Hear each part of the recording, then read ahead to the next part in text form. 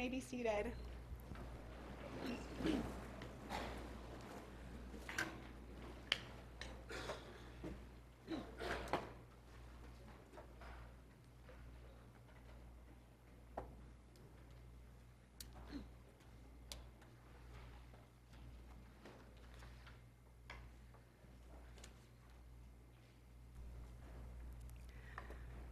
Rosh Lakish is a gladiator and bandit known for his might, and Rabbi Yochanan was a Torah scholar known for his beauty and his intellect.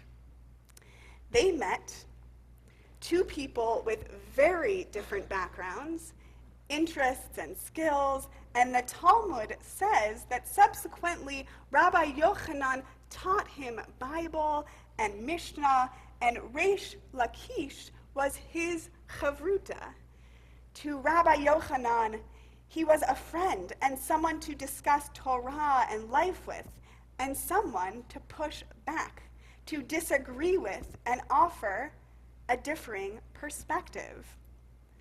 They often came to the text and the discussion in very different ways, given their very different backgrounds. Now, one day, they had a dispute in the house of study, and they had an argument about weapons, tools, about making swords, knives, daggers, spears, etc. They're arguing over how they became clean. Rabbi Yochanan claimed that they are clean once they are tempered in the furnace. And Rosh Lakish says that they are clean once they are furbished in water. So Rabbi Yochanan says by fire, Rosh Lakish says by water. They have opposite opinions.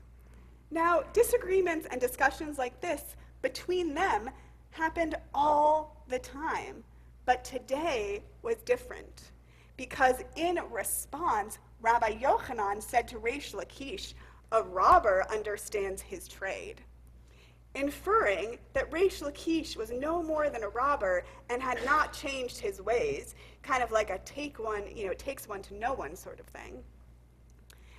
Rosh Lakish retorted back, "And how have you benefited me? There, as a robber, I was called master, and here I'm called master as well." Rabbi Yochanan argues back, "I benefited you by bringing you under the wings of Shekhinah, the divine presence." Rabbi Yochanan felt himself very hurt and very angry. And as a result of this hurt, Rosh Lakish fell ill. Now, Rabbi Yochanan refused to make amends. And the Talmud says Rosh Lakish died. And Rabbi Yochanan fell into an even greater grief. Now, the other rabbis were so worried about Rabbi Yochanan and said, "Who shall go ease Rabbi Yochanan's mind?" And so they send a young rabbi, Rabbi Eliezer, to go before Rabbi Yochanan, to study with him and to learn together. And whatever Rabbi Yochanan says, Rabbi Eliezer agrees with him completely, thinking this will help ease his grief. Rabbi Yochanan becomes even more upset, missing his friend Rosh Lakish even more, and asks, "Why aren't you like Rosh Lakish? When I stated a law, Rosh Lakish used to raise 24 objections, to which I had 24 answers, which consequently led to a fuller understanding of the law. You just agree with me and with what I said, and I already know what I said, and then I am right." Rabbi Yochanan cried until his mind became deranged and he died of grief. I'm sure we have all experienced a heated discussion. Maybe it was at a family dinner or with a friend, Lately, though, I hear so often that we talk about topics we must avoid so as not to start arguments. I think as a society, we have gotten worse at talking to people who have differing opinions than ourselves. Our tradition, the Jewish tradition, teaches us a lot on how we can engage with those who have different opinions from our own in productive, thoughtful ways.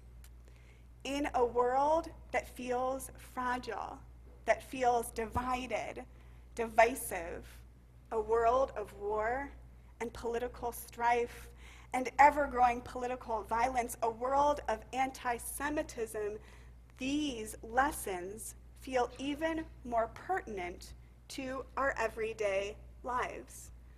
Our tradition teaches us ways to engage and also talks about how there are times to not engage. So where to begin?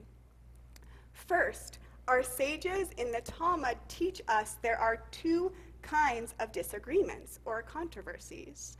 The first are machlochet l'shem shamayim, arguments for the sake of heaven.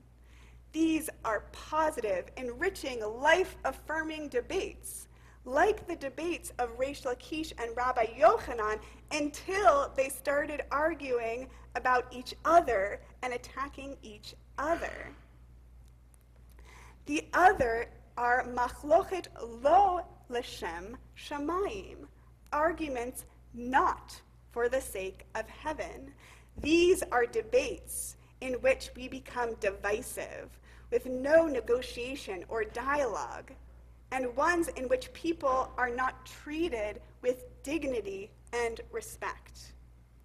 Machlochet l'shem shamayim, arguments for the sake of heaven, are disagreements and discussion that invite us to engage in discussion with the intent to learn, to grow, and to seek truth, to challenge each other rather than to win an argument. Another example from our tradition of people who engaged in machlochet l'shem shamayim, arguments for the sake of heaven, is Hillel and Shammai. I spoke a little bit about them last night.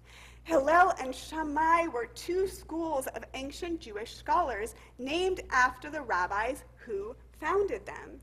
The two schools and their founding rabbis are well known for their debates on all topics of Jewish law and ritual, belief and practice. In fact, they had so many debates that the Mishnah, which is the first work of rabbinic literature, it was put together around the year 200. So there are more than 300 debates accounted in the Mishnah by these two schools. One of their famous debates that you might be familiar with is one about how we light the Chanukiah on Hanukkah. Beit Shammai, the house of Shammai, says you start with a full menorah, and then each day you reduce the light until you get to the end of Hanukkah. Beit Hillel, the house of Hillel, said, no, no, no. And they teach that you start with one candle, and you add candles until you reach the end of Hanukkah. Now, as you know, the house of Hillel's teaching is what we do today, so that we bring more light into the world rather than diminishing it. However, that being said, there was a compromise and a nod to the house of Shammai. We light the newest candle first as a nod to the house of Shammai. We see that although they disagreed, they could still compromise and learn from each other's arguments.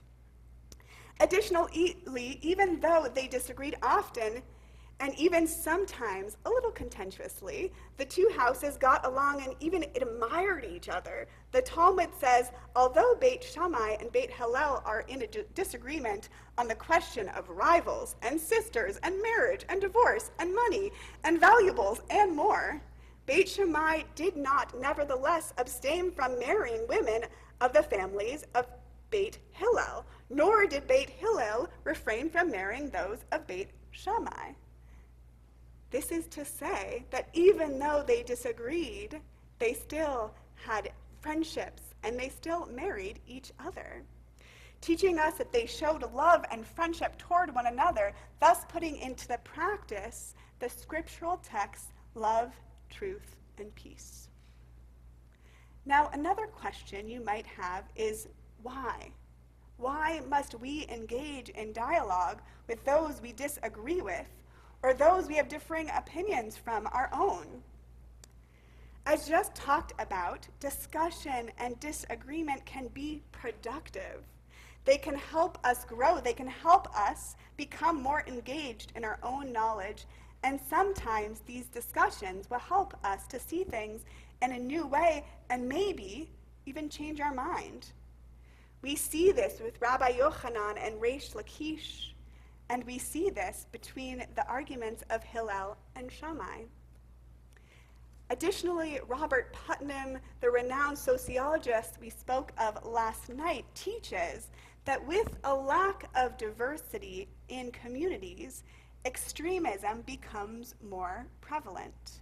Without differing opinions, we will not grow as individuals and communities, and without diverse opinions, extremism will grow. So, we have talked about why we must engage with those we disagree with. Now let's talk about how. I do want to note this is not easy.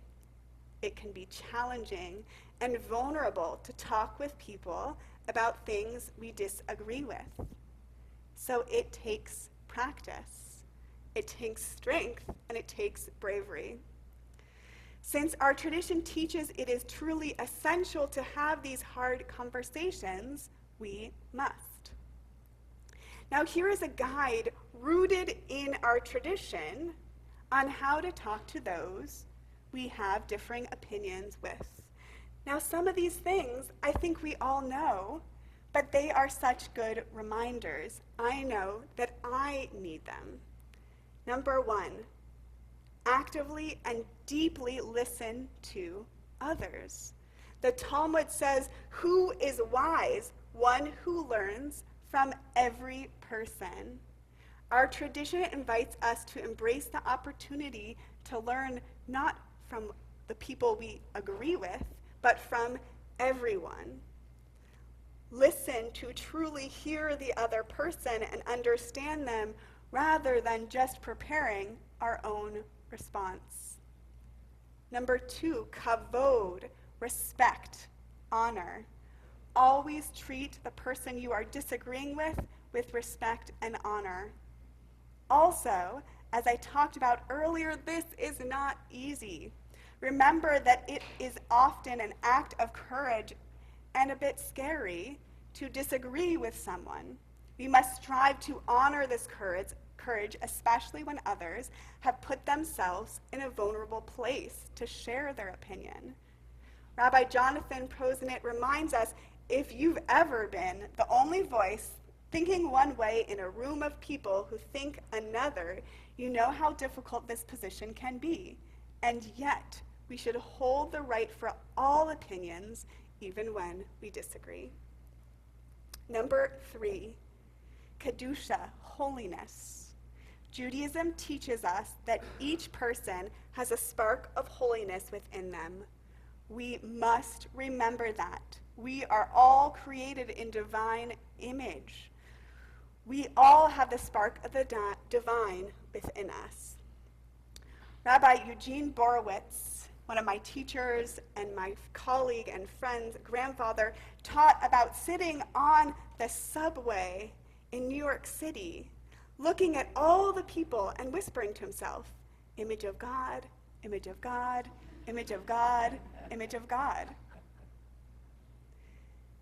If he was able to find the holiness in each person on the subway, people he did not know, we can surely find the holiness in the people who are sitting across from us, with the people we disagree. Number 4, compromise. Did you know there is a story behind the way we place the mezuzah on our door in a slanted way? This tale is one of a family disagreement and a compromise between two rabbis, Rashi and Rabbeinu Tam, his grandson. Now, Rashi taught that the mezuzah should be placed vertically, similarly to the Torah scroll in the ark at synagogue. Now, Rabbeinu Tam, on the other hand, said no, and he believed that the mezuzah should be placed horizontally, similar to how we read the Torah on the table. So Rabbi Jacob ben Asher came in and concluded that the best way to fulfill both opinions was to place the mezuzah at a slant. And to this day, we place our mezuzot on the doorpost at a slant to honor this compromise. Remember Rabbi Hillel and Rabbi Shammai I spoke of earlier, who always disagreed with one another? It is said that it was often that the house of Hillel whose opinion was taken on. And the reason for this was that they often had the most inclusive opinion and would often even include the opinion of Rabbi Shammai in their opinion. So may we strive to find ways to be more inclusive and find compromises just like our ancestors did. Number 5, mipnei darchei shalom, for the sake of peace. As I mentioned earlier, our tradition reminds us that we don't need to pick every battle, and sometimes it is okay to not engage. In fact, sometimes for the sake of peace, it is better to not engage. The values of shalom, peace, or shalom bayit, peace in the home, are important and should be kind of a moral compass for ourselves when we're thinking about how and when to engage. May we, this coming 5785, practice having hard conversations. May we use the lessons from our tradition to engage with people who have differing opinions than ourselves.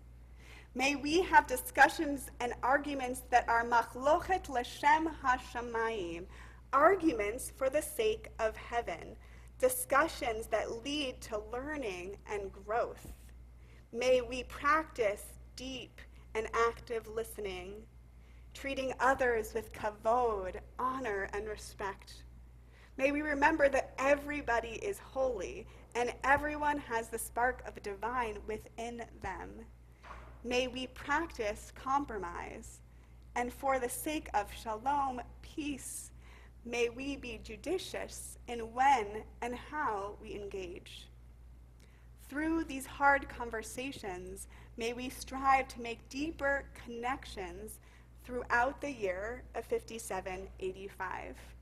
May all our endeavors strive to be for the sake of heaven.